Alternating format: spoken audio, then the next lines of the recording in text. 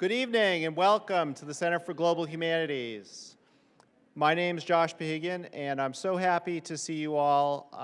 When we rescheduled the event last week, we didn't know if we were doing the right thing. We made the decision on Thursday and the forecast continued to become more and more grim. So we knew we had made the right call, but we didn't know if people would turn out at a rescheduled event. And it looks like we have a lovely crowd. Thank you all for coming out on a Wednesday night, a very rare CGH Wednesday affair. So before I introduce tonight's very special guest, I have just a few other announcements. First, I'd like to thank my partners here on campus who helped facilitate a wonderful community arts project before the main event. In the back of this room, starting at 4:30, we had a Colors and Connections event.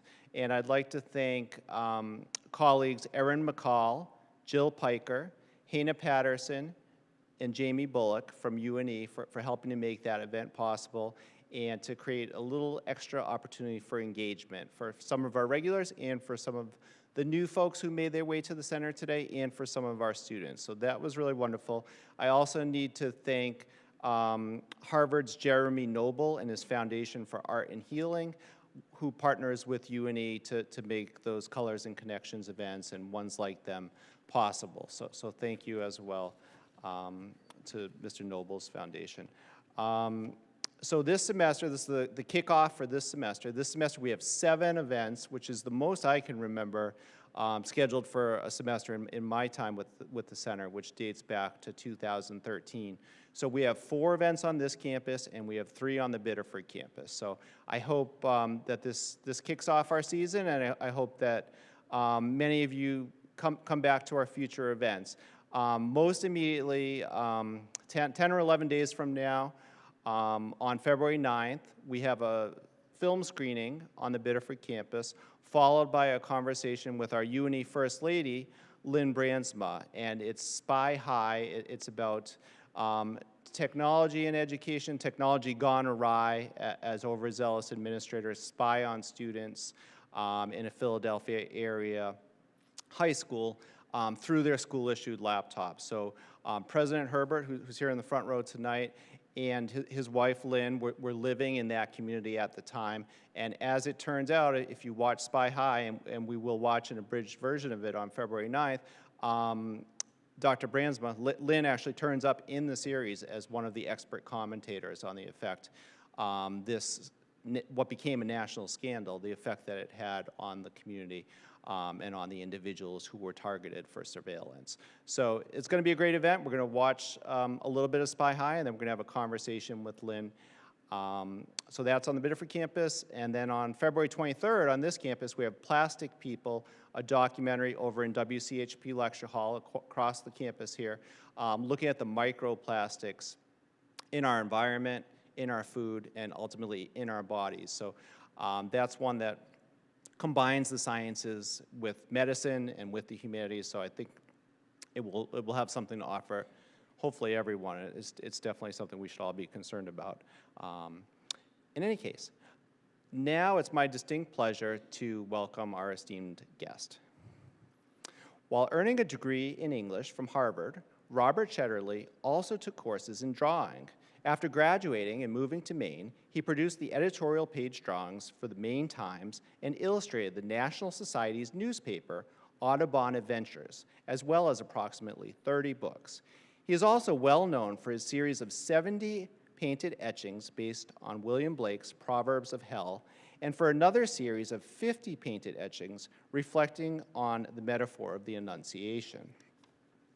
Over the past 2 decades, Mr. Shetterly has been painting a series of portraits titled Americans Who Tell the Truth and exhibiting them around the country, including showings at forums ranging from university museums to grade school libraries, to the Cathedral of St. John the Divine in New York City, and the Superior Court in San Francisco. To date, the exhibits have visited more than 40 U.S. states.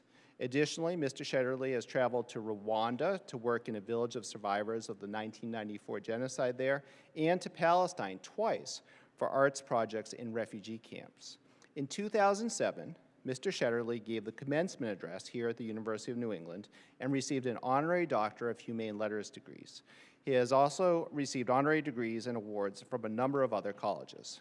Richard Kane's documentary film, Truth Tellers, tells the story of Mr. Shetterly's latest work. It has been screened in theaters across the country, including at the National Portrait Gallery in Washington, D.C.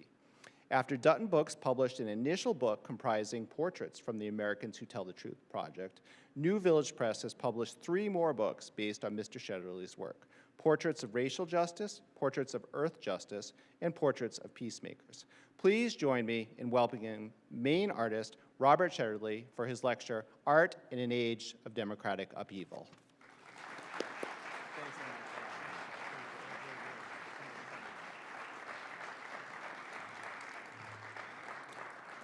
Thank you very much, Josh. Thank you, University of New England. What a pleasure to be here. And thank you for all of you for coming out on a cold night like this. I was sitting there thinking how thirsty I was, and I brought my own. You notice this is not a plastic bottle. I stopped painting or drinking out of plastic bottles years ago.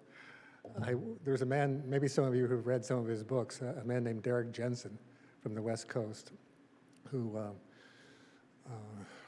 wrote a book called Language Older Than Words, and another called Culture of Make-Believe. And I'd been reading his books, and I really wanted to paint him, and I went out to Macalester College when he was visiting there in St. Paul. And he started his lecture to this packed room. Somebody had set him up with a plastic bottle of water, and he unscrewed it very slowly and ceremoniously. And then he took a long, long drink out of it. And then he said, anybody who will drink water out of a plastic bottle will suffer any indignity. Well, I don't drink out of plastic anymore, but what he was getting at, was basically that, water is a gift of the earth to all of us, and for it to be packaged and sold back to us by corporations for their profit, and put in plastic, which is a fossil fuel, and Josh mentioned something to talk about microplastics. That all comes together in the way what happens to our water. I just want to give you a little background about this, these paintings. This is not something that I wanted to do. I came to Maine and as part of the Back to the Land movement. And I lived 11 years in the woods in Gouldsboro with no electricity, no running water, an outhouse, all that stuff. Raised 2 kids that way. And I dug clams, I worked in the fish factory, I did all the kinds of things that people do to survive. And then at night, after the kids were asleep, I would turn on keep the kerosene lights going and get out the books that I had collected from the local library, books of other artists, famous artists. So I could have Leonardo as a teacher, and I could have Rembrandt as a teacher, and Degas' drawings I loved to copy. So I would copy all this work and gradually developed a facility. It took me 4 or 5 years, just like I'd been going to graduate school, to learn on my own. And the voice that I eventually came to, besides the illustration work I did, which was primarily just to survive also, was kind of a surrealist voice, full of ambiguity and dreamlike images, mystery. And I thought at that time that was the most honest thing I could be doing, and fulfilled my social obligation in the sense that I was making pictures that invited people to look into the mystery of our lives, why we do what we do. And I would have all these kind of collaged in images through etchings and paintings and things like that primarily baffled people, but I loved it. But I came to Americans Who Tell the Truth in the wake of 9/11, not because of 9/11, but because of, and some of you in this room, I saw you earlier, I know you're of a similar age to myself. You remember that right after 9/11, people in that Bush administration started suddenly telling us that we needed to attack the country of Iraq, as making them partly responsible for 9/11, working with Al-Qaeda and building weapons of mass destruction, which they were imminently about to attack us with. if one took the time to turn off the major media and do a little investigation on your own, you would know that all of this was baloney. You know, they were lying us into a war. And I was so, you know, by the way, when I first started doing this and, you know, making that assertion, sometimes there was a little pushback, people get upset. Nobody says anything anymore. Nobody ever questions that. Everybody accepts that, indeed, Bush, Cheney, Rumsfeld, you know, Condoleezza Rice, Colin Powell, they were all lying. We live in an era of enormous lies, part of which I think have been made possible by these years of other lies that we've accepted. But coming up to the Iraq War, I could not accept it. I had gone through the Vietnam War, where of course, there's an awful lot of lying there, and then what Reagan was doing in Central America. And I just thought, you know, either I fully engage with the thing I do best, which is paint, as a citizen of this country, or I should probably go live somewhere else.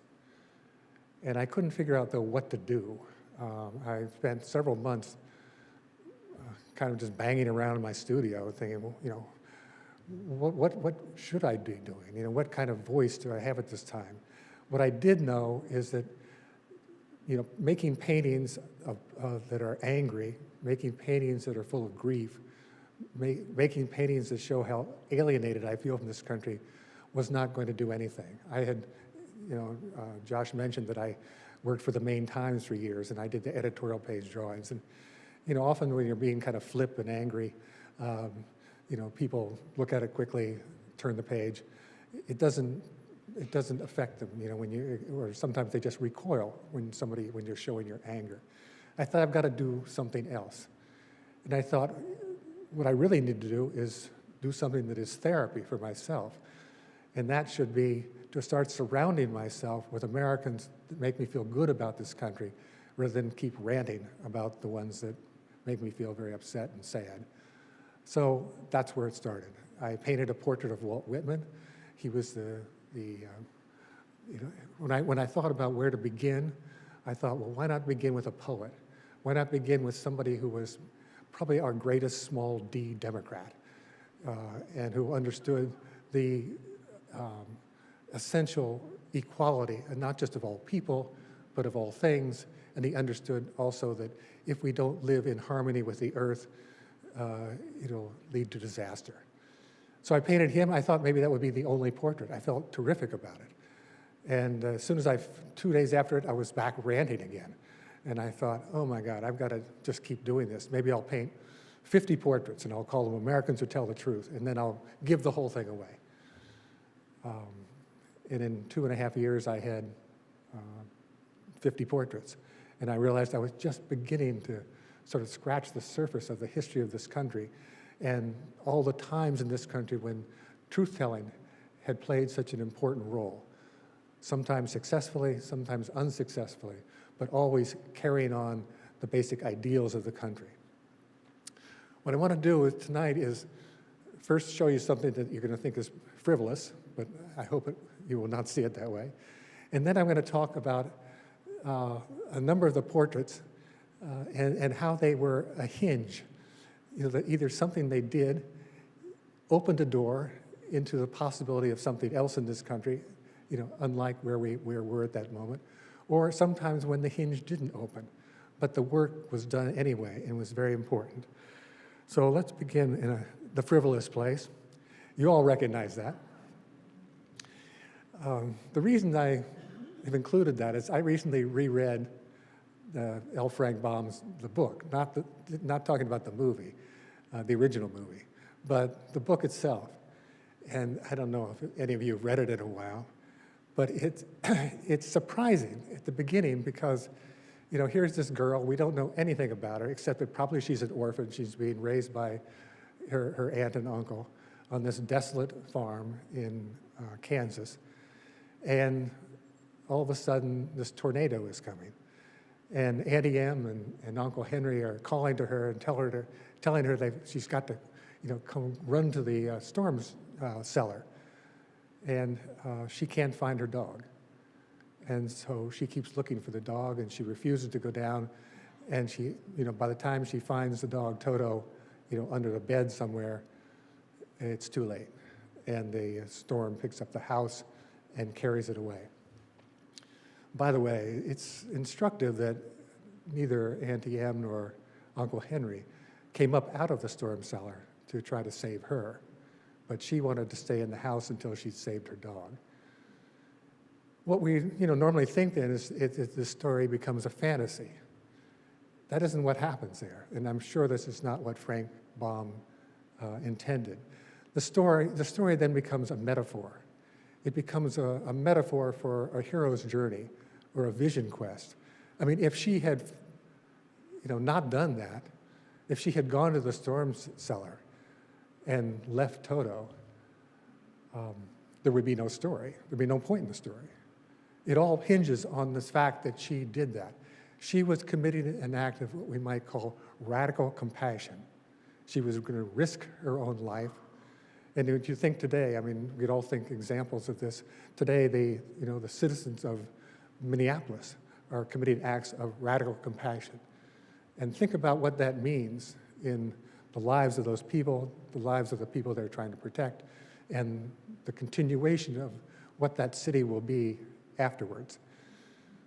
When Dorothy then goes to, when she's lifted away, and it's really sort of a transformation, a transfiguration, it's not just to find the silly wizard someplace that will fulfill her dreams.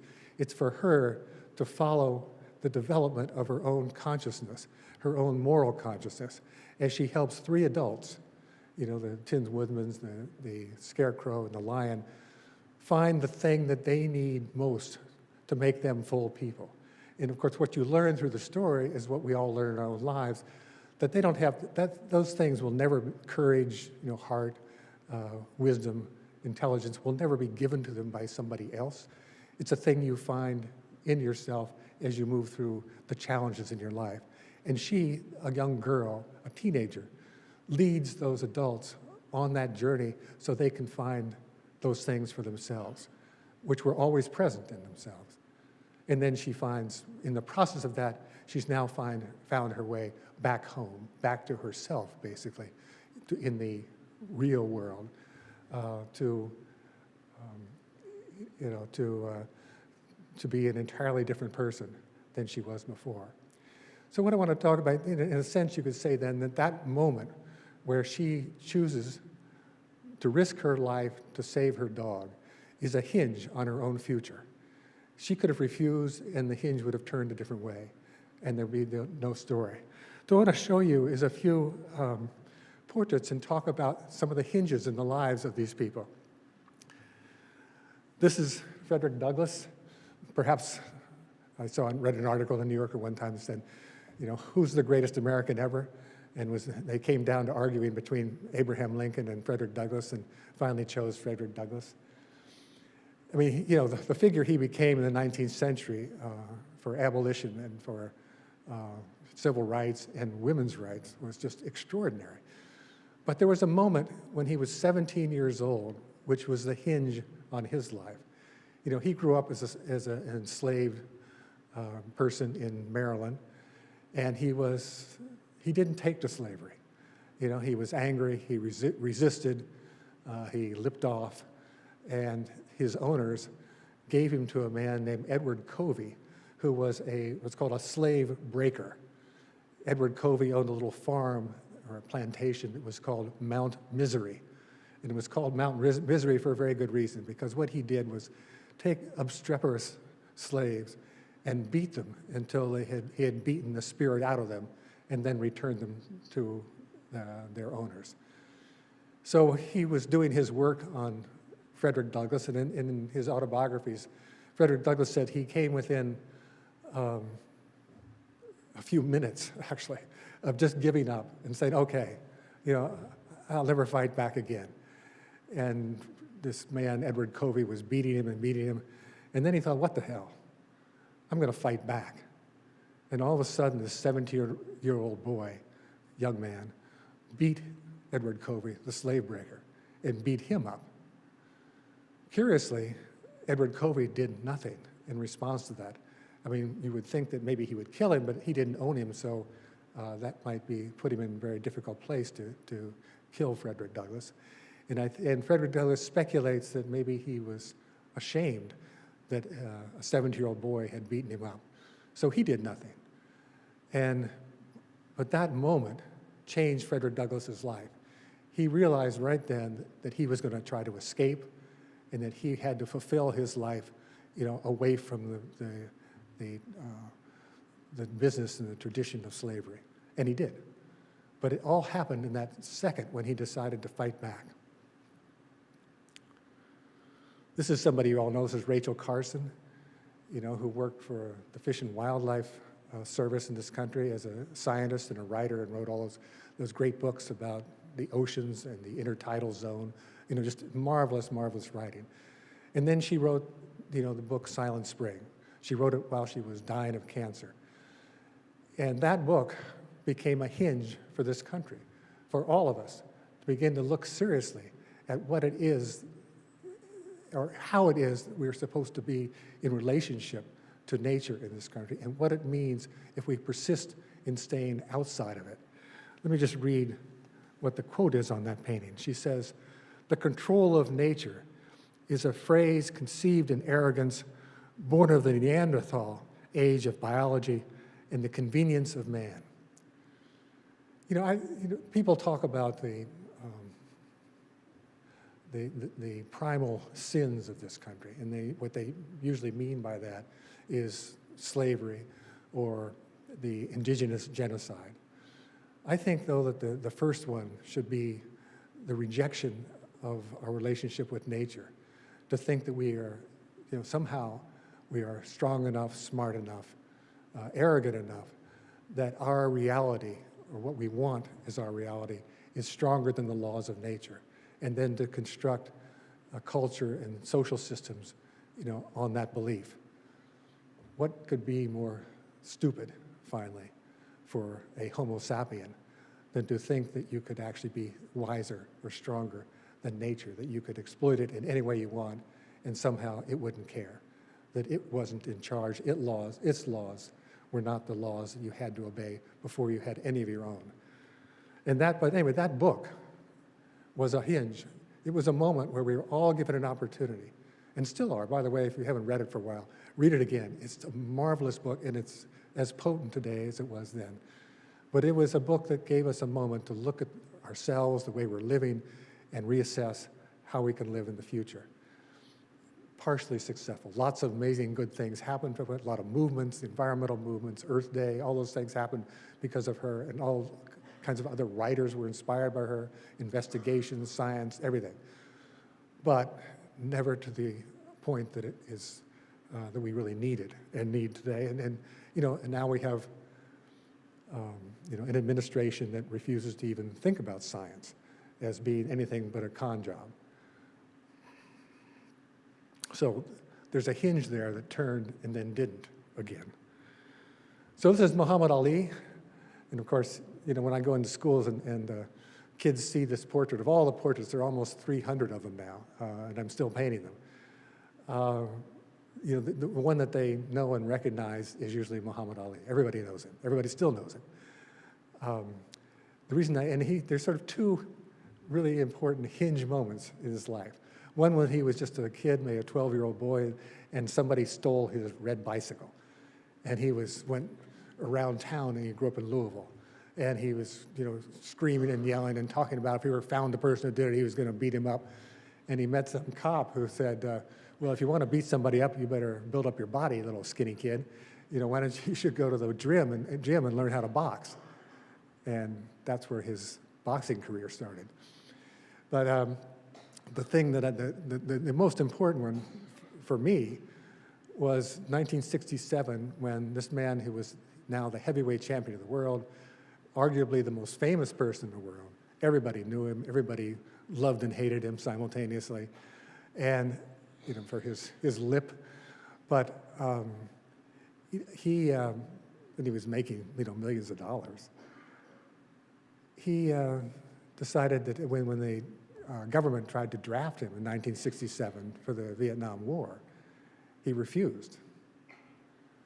I mean, they weren't going to put him on the front lines in Saigon or, anywhere in Vietnam. They were going to do the same thing with him they did to Elvis, maybe put him in Germany or somewhere. They just wanted him to accede to the wishes of the country and make it look like he went along with this war. He refused. He was at his absolute prime. They took away his championship. He didn't fight for the next 4.5 years, and he lost. I don't think anybody could know how much money he sacrificed. And when I talk to kids about Muhammad Ali, I make the point about the different kinds of courage there are. I mean, here's a man who had extreme physical courage, and nobody doubts that, but the courage that got him in trouble was not his physical courage, but was his moral courage. And of course, when you have moral courage, you put yourself in a whole different relationship, especially to power, and then make yourself vulnerable to what power can do to you. And they did it to him. They did just what I said, took away his championship, stopped him from fighting. But that example that he gave at that moment changed the lives of thousands and thousands of young men in this country who saw what Muhammad Ali did and said to themselves, if he can do that, he can lose that much because he thinks this war is an insult to his God, it's a political travesty, it's another example of a racist war. If he can do that, if he can refuse, I can refuse. That changed the lives. And I was a few years younger than Muhammad Ali. I saw him do that. I resisted the draft, just like so many other people did. That was another kind of hinge where a door opened and you realized that you could follow him into another space, become like Dorothy, start on your own hero's journey. So this is interesting. Claudette Colvin, who is so little known, was in the news recently because she just died at the age of 87. How many of you know Philip Hose from right here in Portland, who wrote this wonderful book about her a few years ago called Twice Toward Justice, the story of Claudette Colvin. In early March of 1955, almost exactly 9 months before Rosa Parks, Claudette Colvin, as a 15-year-old kid, was on a bus in Montgomery, sitting like Rosa in the front row of the black section. The white part filled up. The bus driver turned to her and pointed at her and said, "You go sit in the back." And other people who were sitting near her got up and moved, and she refused. She said, "The Constitution allows me to sit here." This is a 15-year-old kid in Montgomery. When you did things like that in Montgomery in 1955, people got lynched, their houses blown up, their churches blown up, their schools, whatever, horrible things happened. She said, "The Constitution allows me to sit here." By the way, across the aisle from her, there was an empty seat. The law in Montgomery was that a white person could not sit across the aisle from a black person because it implied equality. So she kept refusing. The bus driver stopped. He got off the bus. He went and found a telephone, called the police. They came, dragged her off the bus. The whole time she's saying, "The Constitution allowed me to sit here." And, and then, a court case was started and all that kind of stuff. She was not the kind of person that community was looking for to start the movement that became the Montgomery bus boycott and all of that. She was a young kid. She was very black. They didn't want somebody so black. Her hair was very frizzy. And then she got pregnant while this whole thing was going on.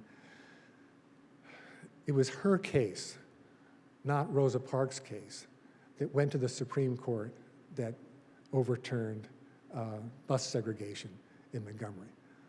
A 15-year-old girl was the one who pushed that amazing change that led to so much change in this country.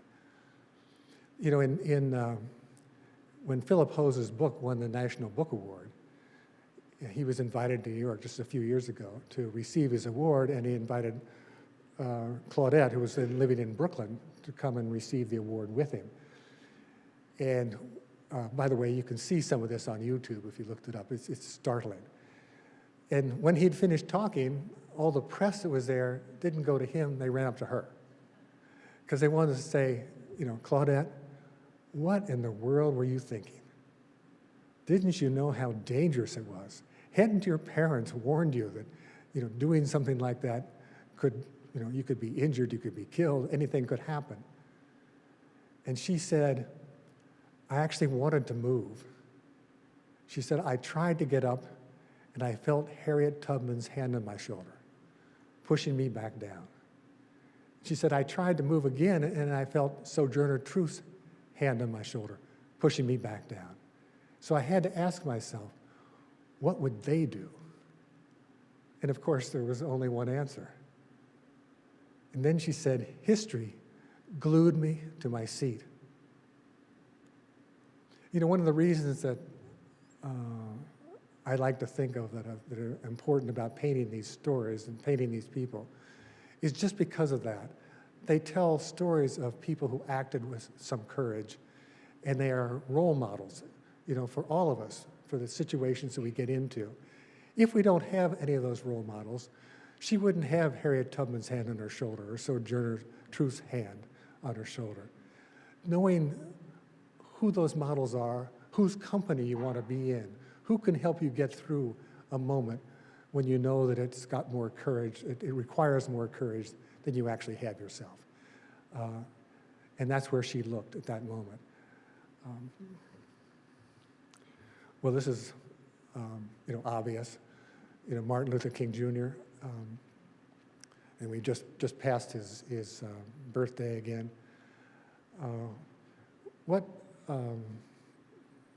In terms of hinges, his life, his sacrifice, his courage was a hinge for this country an opportunity, a gift to this country to change its ways, to reassess who and what it was.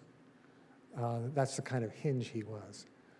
By the way, I don't think I may not get to this later, but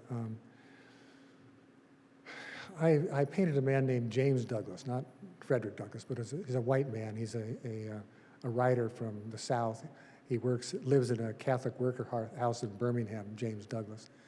He's written 2 books, one called JFK and the Unspeakable, and the next that just came out, is called Martyrs, the Unspeakable. And it examines the assassinations of Malcolm X, of JFK, of Martin Luther King, and Bobby Kennedy Sr. And I recommend the book because it will show you that they were all inside jobs. I think people kind of realize that, but it's good to see all the evidence. And it's curious how denied that is. There are lots of, this country has a lot of lying in its background, and a lot of covering up, a lot of non-accountability. And so it's important that we actually face these things and understand what it means when our government or parts of our government or the intelligence agencies are actually taking away from us the most potent and important leaders that we could possibly have, the ones that actually will lead us to heal ourselves in civil rights and to make us more peaceful in the world. This is a really important thing. This is somebody I hope you know. This is Frances Perkins. She was the Secretary of Labor during the New Deal under FDR, and she has connections here in Damariscotta. There's a Frances Perkins house there. There are a couple of hinges I want to mention. The first was that she was in New York in 1911 when the Triangle Shirtwaist Factory burned. She was just a few blocks away and heard the sirens, and she was not then working in government or anything. And she heard the sirens, and with some other people, she ran over there. And she witnessed the young women jumping from the windows from the high floors and smashing themselves on the pavement below. She was so appalled by what she saw, and then subsequently what she learned about the working conditions inside that factory, the doors being locked, all kinds of flammable things all around. The elevator didn't work. None of these things was available for a tragedy like this, or was just, should say, was setting up a tragedy like this. That these girls or young women were being exploited so badly that their lives were superfluous if something went wrong. It was that set her on the course for trying to change labor laws in this country.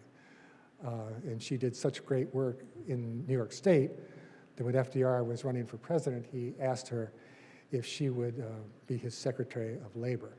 And she said yes, but on the condition that, and then she had this whole list of things, about, Social Security, safe workplaces, minimum wage, all the things that became the great products of the New Deal. Most of those things were her idea. And there was her life, her witnessing that horrible tragedy, and then deciding what to do about it, to actually become the force that changes the lives of working people in this country. That was a huge hinge for this country. Everything, a door opened, and we all went through it, at least most of us. There was one thing, one hinge that she was pushing then in 1935, which the door wouldn't open, and that was universal health care. That was one of her plans.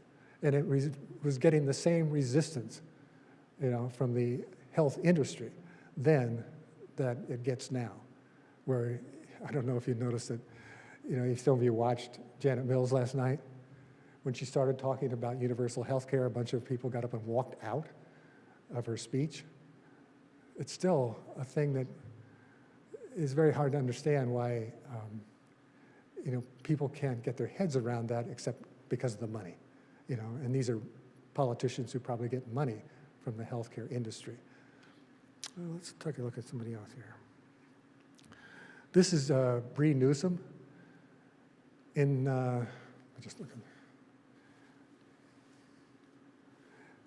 Bree Newsom was a young woman living in South Carolina in 2015 when a white man went into the Mother Emanuel AME Church in Charleston and opened fire on the minister and 8 other black parishioners who were there with him in a prayer meeting. Killed them all. And when the minister, who was also a state senator, Clementa Pinckney, was marched, his casket carried through the State House in Columbia, South Carolina, a couple days later. Bree was there, and she looked up and saw that they had lowered the state flag to half-mast, and they had lowered the American flag to half-mast, but they were still flying the Confederate flag at the top of the pole. I mean, first of all, this is 2015, and the state is still flying the symbol of racism and slavery and white supremacy at its state house, and then they refuse to lower it, for the death of these black people. A few days later, she climbed that flagpole and took that flag down. There was a huge outrage about it. And then, but South Carolina and its legislature was so embarrassed by the attention they got and the outrage from around this country that they actually voted then to take the flag down forever.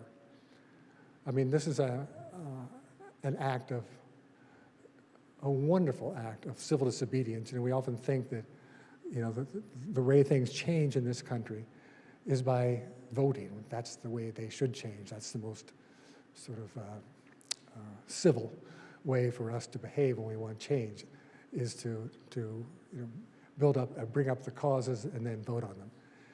In fact, often the things that we care most about, we're not able to vote about. And we don't get that opportunity until somebody commits civil disobedience, breaks a bad law and insists that we change the law. When Rosa Parks was sitting on that seat in the bus and was breaking the law, she was asked about that. She said, well, I'm not a bad person, breaking a good law. I'm a good person breaking a bad law. And the only way that that could be brought to the attention of needing to change the law was by breaking it purposely. Otherwise, there was never going to be a vote in Montgomery about ending the segregation of the buses. So many of the most important advances democratically in this country begin with civil disobedience. They don't begin with the process of voting. And so here's an example where this is a kind of hinge where somebody commits an act that is so obviously based on a kind of morality and justice that needs to be honored, that's opposed to by the local laws, that they have to confront what the law says and why, and then change it. Here's a quick one too. This is Dr. Mona Hanna-Attisha. Some of you will certainly remember when lead was found in the water in Flint, Michigan, which is basically a black ghetto, and nothing was being done about it. The reason I included Dr. Mona is that kind of hinge where things are suddenly allowed to change very quickly, is that she was a pediatrician. She was seeing the effect this poisoned water was having on her patients, and people were saying, well, we've got to do all these studies now. We've got to go through all these trials. We've got to find out just how bad it really is and what we need to do about it. She said, no. I'm going to report this right now. People are being poisoned right now. We're not going to do the scientific, trials. We're not going to do that. We're going to change this right now. And she went public. It did just what, she became a hero, and for having stepped beyond and outside the normal scientific process. Helen Keller. There are two things I want to say about her quickly. One is that,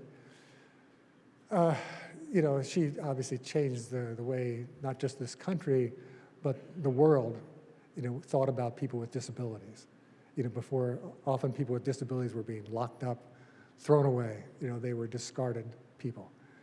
She showed people that people with extreme disabilities can be not only just productive, but totally inspiring members of the society, and things it just woke people up to the various ways that people with disabilities, any disabilities, can be members of and contribute to and actually lead a culture in the way it thinks.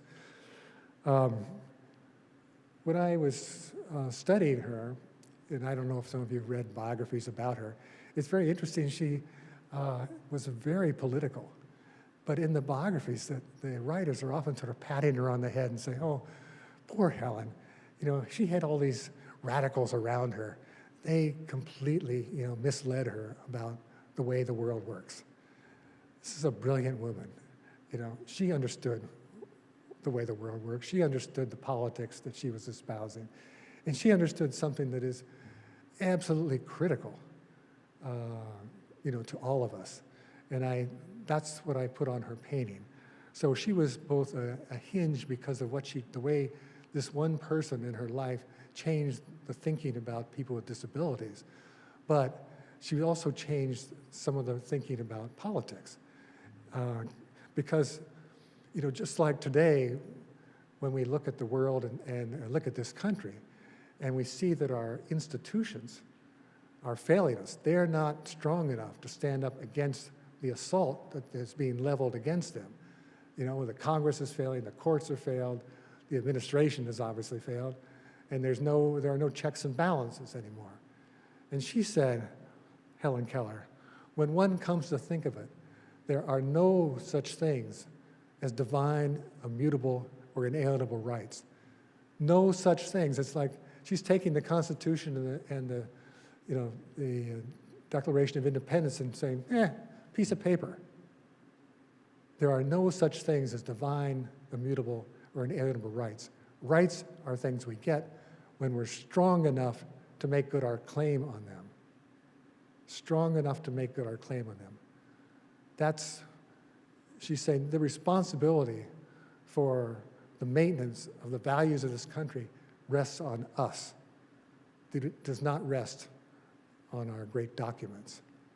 This is really important, and understanding that and what it means about our roles and responsibilities as citizens is absolutely critical.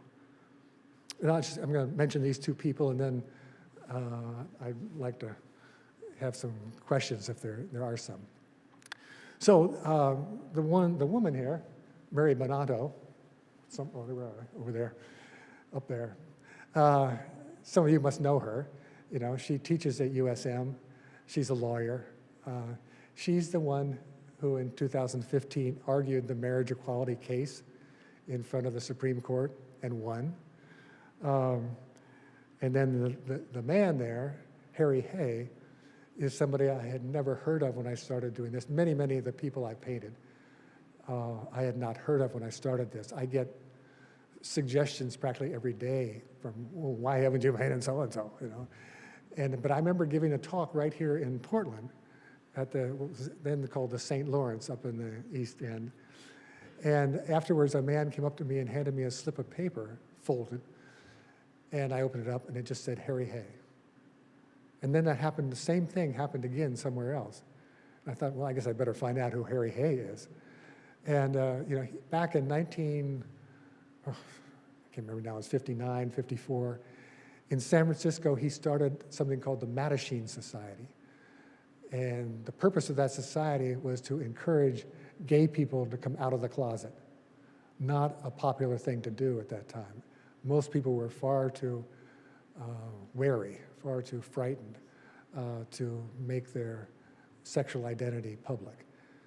But he wasn't, and he was calling for other people to come out. And he suffered an awful lot of attacks and social criticism for his role and his being so honest about his own sexuality and what he thought other people should do about their own sexuality too.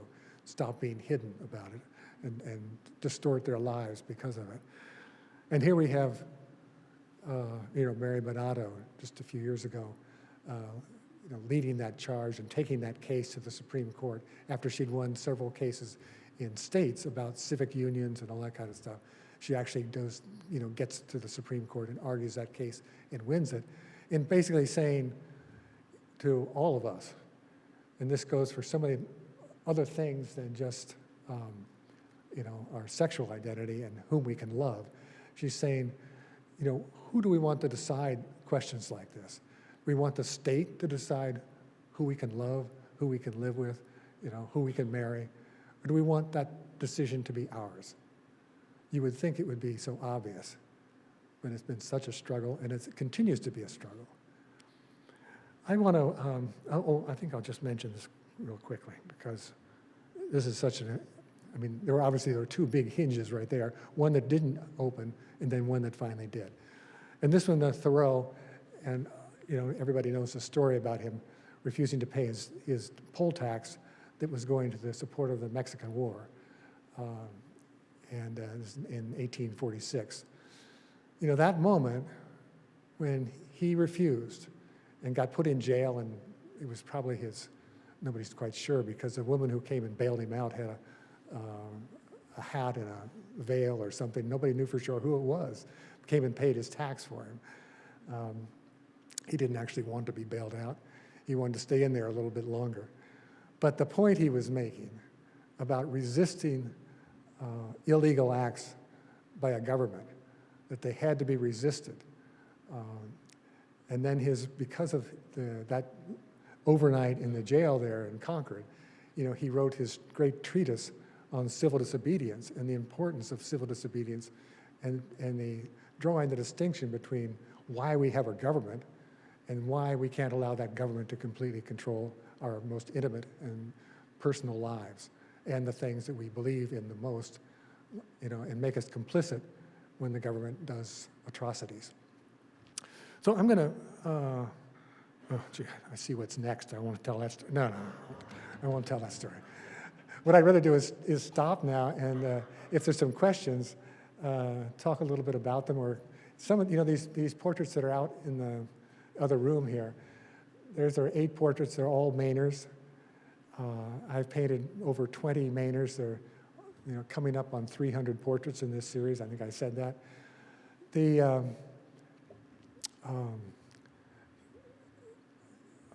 one of them out there is Heather Cox Richardson. I suspect that a number of you read her letters. when our institutions fail, it's so interesting when who steps into that space. When the checks and balances, the visions of labor or responsibility of corporate or political labor are not being honored, how a person who can step into a place and, in a sense, become the institution that does the right thing. She is one of the people who's become an institution for us in a very short time because of her vast historical knowledge and her concern that we live by the values that make that history worth telling. Anyway, she has not seen that portrait. That's the first time it's been shown anywhere. And so I thought I'd bring it tonight because I knew people would maybe like to see it. But anyway, thank you very much, and I'll be happy to answer some questions if you have them. Thank you.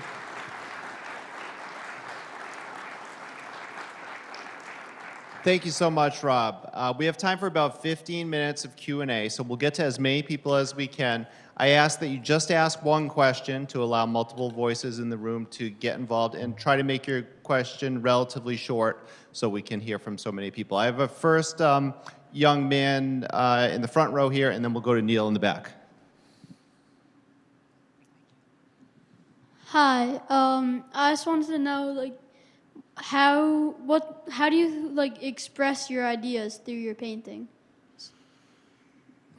Oh, well, interesting question. Several ways. I mean, first there's the painting itself. I mean, there's the choosing of the person. I mean, I'm choosing to paint people who I admire enormously for their willing to often take big risks telling truth about that powerful people don't want to hear. So there's the first idea. The second idea is that the words that are on the painting, I've scratched words into the surface of every painting. Those aren't my words, they're their words. And I often want those words to be very powerful, not just softballs. I want those words to be challenging so that we can look at the person, read the words, and then think, what am I supposed to do in response to that? And then there's the other idea, which I think is really important, is that, what I chose to do was try to make real art. So these aren't just political placards, and they aren't cartoons of people with a magic marker written on there. They are attempt to be a good painting, as good as I can make it. And I think that when you make good art, that it reinforces its message, that it says somebody cared enough to really look at this person, honor this person, celebrate what they do and what they say. And that makes the words and the ideas that are inherent in the image and the painting, it underlines them, makes them stronger, I think. That I try to do the best I can to show people how important this is. And I choose people that I was telling somebody earlier that, the process for me is actually like falling in love. These paintings, I paint a lot with my fingers, and so my hands are all over people's faces. They're in their nose and in their ears and their eyes. And, it's very intimate, and it's very emotional for me because I admire these folks so much.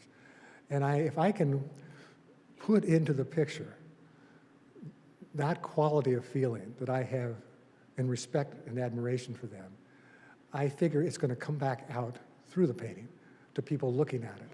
And so that is the other piece of that idea, that these are valuable people, valuable ideas, and we should pay attention.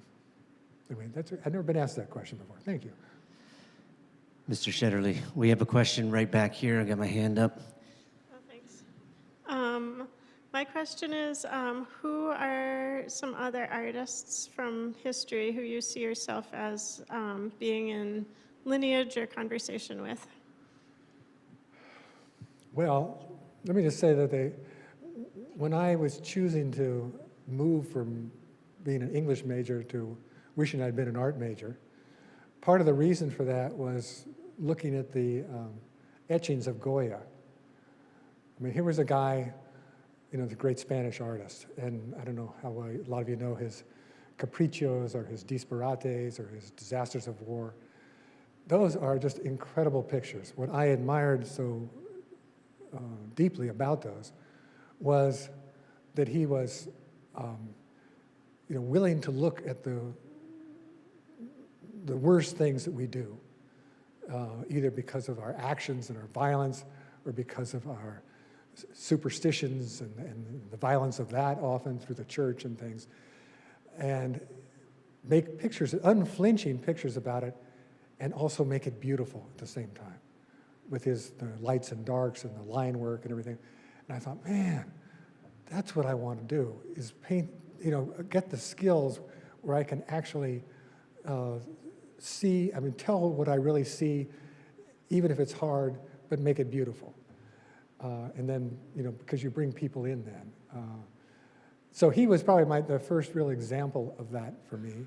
And there's so many other artists. I've painted, maybe some of you know Natasha Mayers. She's a Maine artist who was sort of my mentor in a way of being a politically engaged artist. She still is in Maine.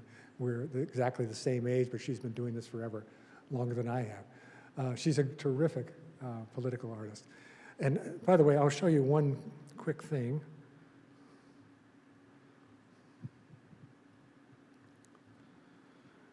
This is by another artist, a man named Dwayne Booth, who is also, he goes by, his artistic name is Mr. Fish.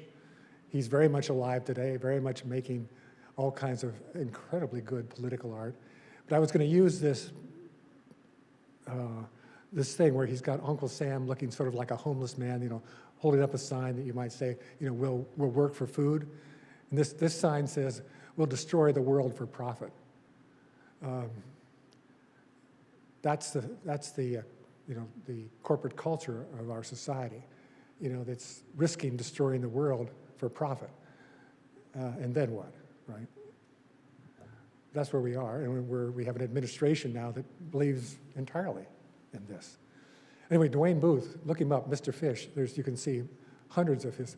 I don't think there's anybody, another artist today, a political artist, who is willing to say the things that he's willing to say and examine them pictorially in the way he does. He's upsetting, he's frightening, he's really disturbing, and he's also sometimes deeply funny and challenging. I've chosen to get at these same ideas in a different way that's more inviting in. He's more off-putting, but incredibly honest.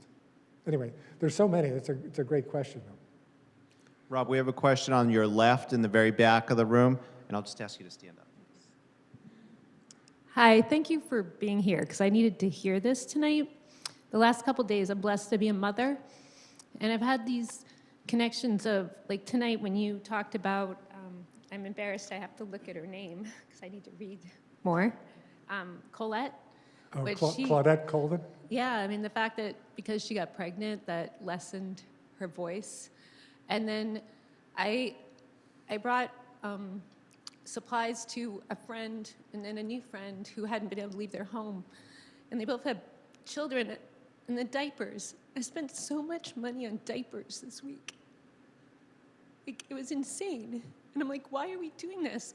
And then I watched a video this week of these two men being chased out of a bar, and they worked for ICE, and I'm looking at them, and I'm like, they could be my son, and they're still men.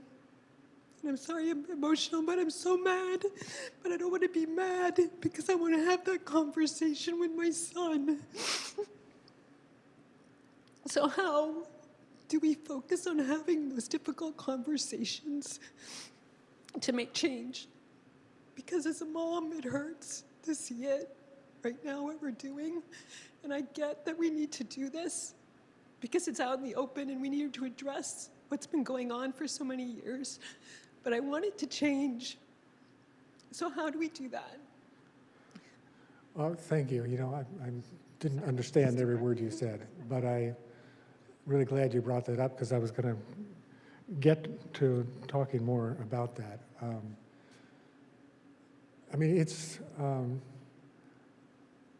The things that are happening are atrocities beyond the belief of most of us. And I think that, it's just also interesting that how those martyrs, and you can't call them anything else, Renee Good and Alex Preddy, how important their martyrdom is going to be for all of us in terms of, in terms of the theme I was talking about, a hinge on opening a door for the possibility of a different way of living in this country, a different way of being governed, a different example of resisting bad governance. And what those, the people of Minneapolis are doing, in that kind of weather they're doing it, and their willingness to go on and resist and be attacked like that, and be labeled as enemies, of this country when they are the heroes of this country, is, what makes it possible for them to be completely turn their own story inside out and make it as positive as I think it's going to be, is their persistence. Often the biggest piece of courage is persistence. The same way, Einstein, said that the most important part of genius is persistence. It's the same of courage, persisting. And they are persisting. When I was thinking today, I was coming down here, maybe some of you remember, maybe it was almost exactly 2 years ago when a man in the Army named Aaron Bushnell immolated himself in front of the Israeli embassy in Washington as a protest against the genocide. And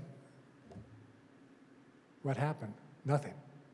It was like, he's treated as though, that was a strange and maybe courageous thing to do, but nobody paid any attention really. It just kind of disappeared. And people don't know sometimes how to react to it. It's interesting how one very principled death gets no response, and then some very principled deaths in a different context mean everything to us. Maybe it's because none of us can imagine ourselves actually burning ourselves to death over a cause and expecting that it's going to change anything. But a lot of us could think that we would be in a place in solidarity with other people for a good cause and try to help a woman who's been knocked down, and then never expecting that for doing that you're going to get murdered. Anyway, it's so important that these things be resisted, and one does not stop resisting until you've won. And that's what's happening in Minneapolis. They're winning, and they probably have won. It's extraordinary.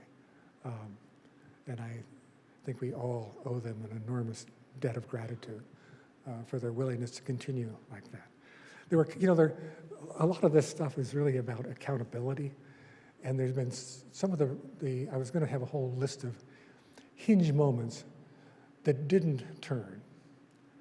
And one certainly was, I don't know if you remember the run-up to the Iraq War, and one of the things that finally kind of allowed it to happen was that meeting with the Security Council with Colin Powell holding up a little vial that he said had a bacterial chemical weapon in it that was being produced in a mobile lab somewhere in Iraq, and that they were going to attack this country with it.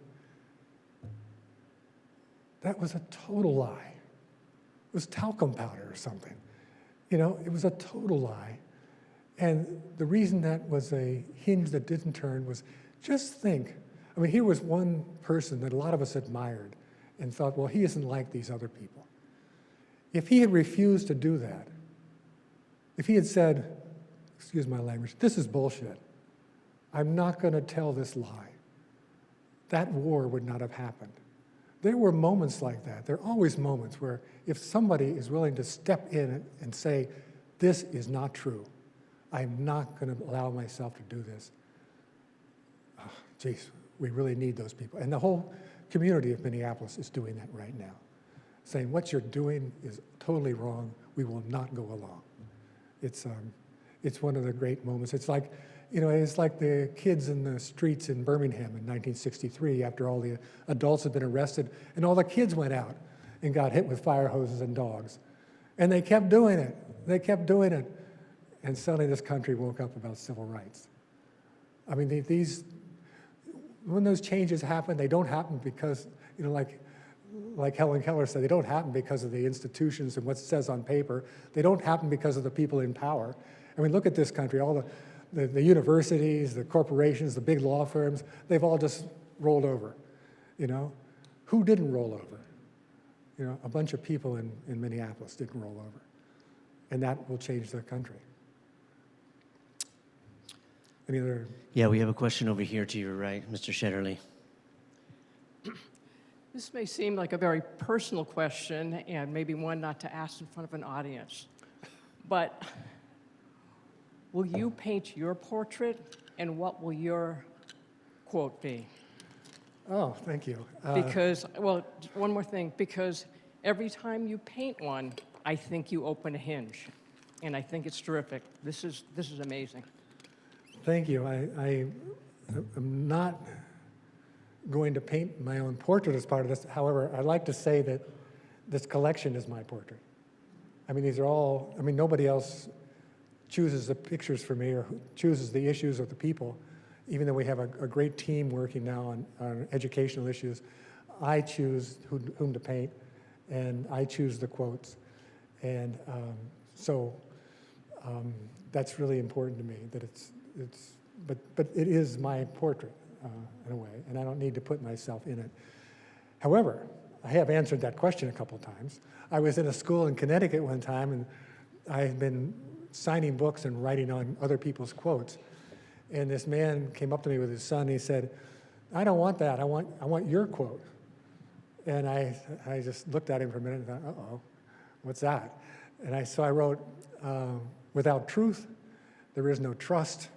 Without trust, no hope." That was one. That was one of my quotes. And then a few years later, I had a big show at Syracuse University. And we had a bunch of it was really exciting. They had, 200 paintings there, and they had a lot of the people I'd painted were invited to come to the university and go into classrooms and talk to kids. And so they were all being interviewed.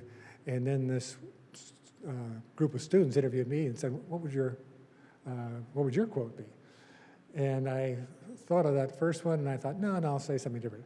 So I said, if we really want to have democracy in this country, we've got to get the money out of politics. We've got to get the corporate out of the media. We've got to get the profit out of war. And we've got to tell the truth in our schools. That would be, I think, my more critical quote these days. I think that's a good note for us to end on, at least the formal portion of our evening. If you want to stick around for a few minutes and talk to Rob afterwards, by all means do. Rob, thank you so much for joining us tonight and sharing your work. Thank you. Thank you very much. Wonderful to be here.